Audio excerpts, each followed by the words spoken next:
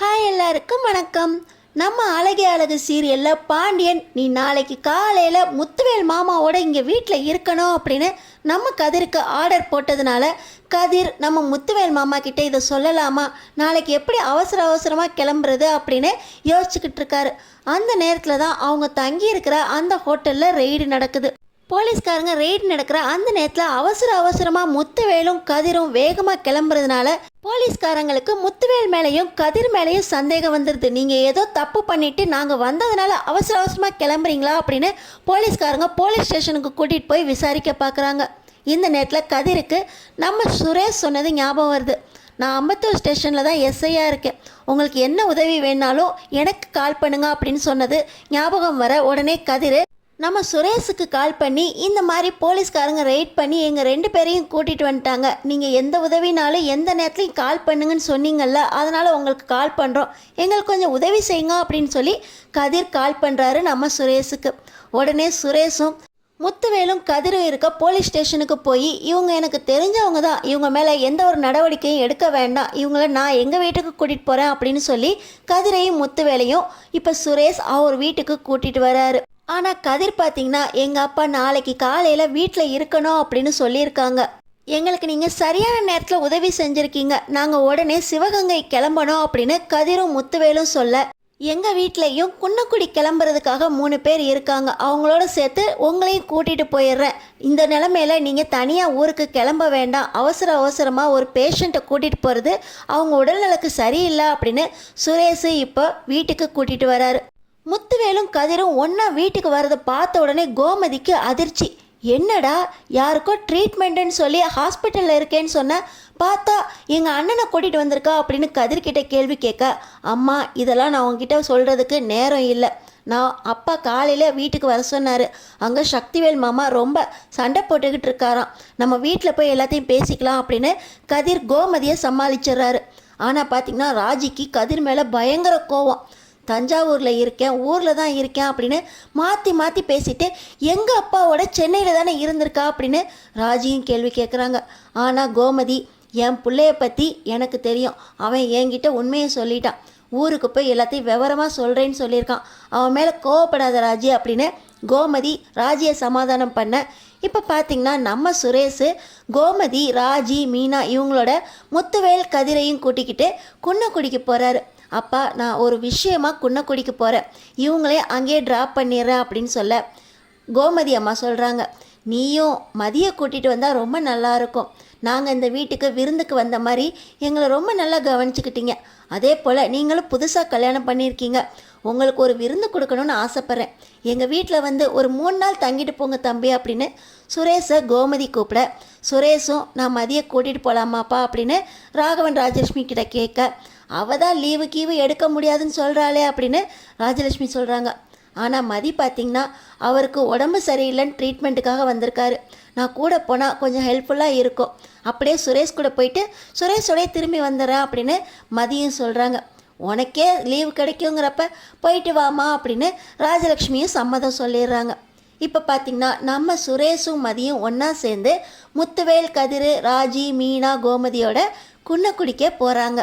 ஆனால் போகிற வழியெல்லாம் நம்ம கோமதிக்கு மனசெல்லாம் அடிச்சுக்குது, யாரோ ஒருத்தருக்கு ட்ரீட்மெண்ட்டுக்காக வந்தேன்னு சொல்லிட்டு இப்படி நம்ம அண்ணனையே கூட்டிகிட்டு வந்திருக்கானே, என்ன விஷயம், முத்துவேல் அண்ணனுக்கு ட்ரீட்மெண்ட்டா அப்படின்னு மனசுக்குள்ளே படபடப்போட வீட்டுக்கு போகிறாங்க.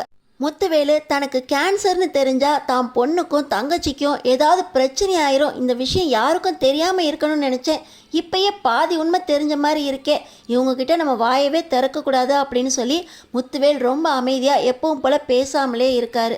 ராஜிக்கு கதிர் மேலே ஒரு பக்கம் கோவம் இருந்தாலும் இன்னொரு பக்கம் தன்னோட அப்பாவோட தான் கதிர் சென்னைக்கு வந்திருக்கான் அப்படிங்கிறதுல அவ்வளோ சந்தோஷம். அவங்க கோவத்தை வெளியே காட்டாமல் இந்த சந்தோஷத்தையும் வெளியே காட்டாமல் அமைதியாக இருக்காங்க. இப்போ எல்லாரும் வீட்டுக்கு அவங்கவுங்க காரில் வந்து இறங்க தான் செஞ்சுருப்பாங்க.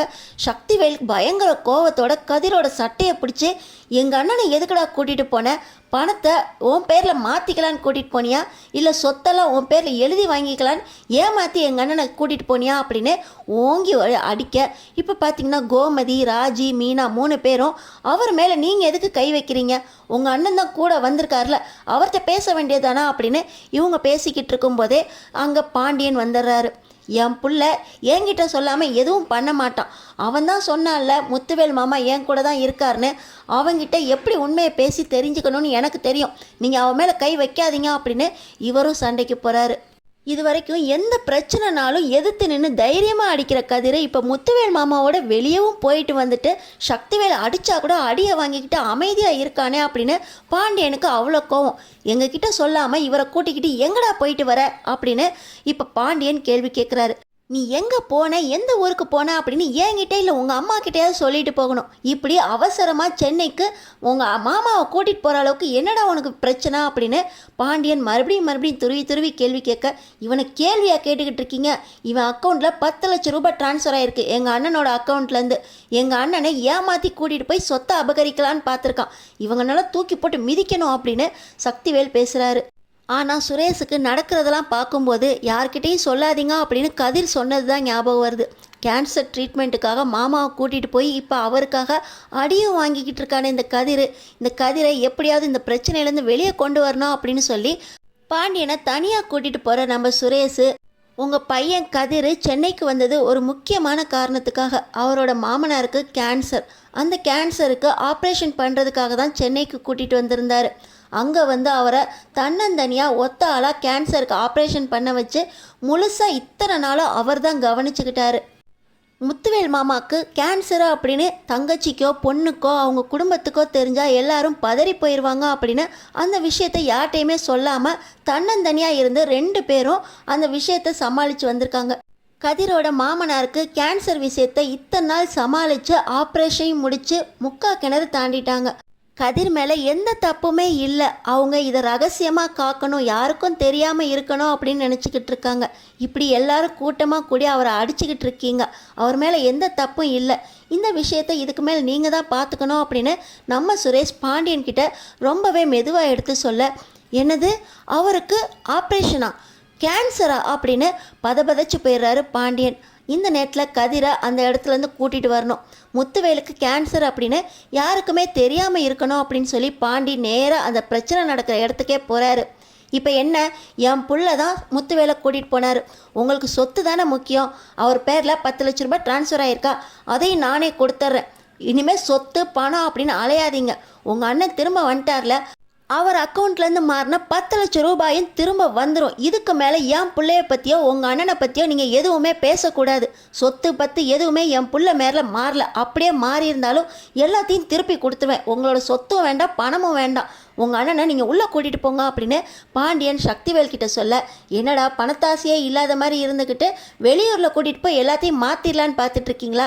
நான் எங்கள் அண்ணன்ட்ட விசாரிக்கிறேன், எவ்வளவு பணம் எந்தெந்த சொத்தெல்லாம் கதிர்பேல மாறி இருக்கா அப்படின்னு நான் பார்த்துக்கிறேன் அப்படின்னு சக்திவேல் முத்துவேல் பக்கம் கோவமாக திரும்ப, இப்போ பார்த்தீங்கன்னா முத்துவேலுக்கு பயங்கர கோவம் வந்தது.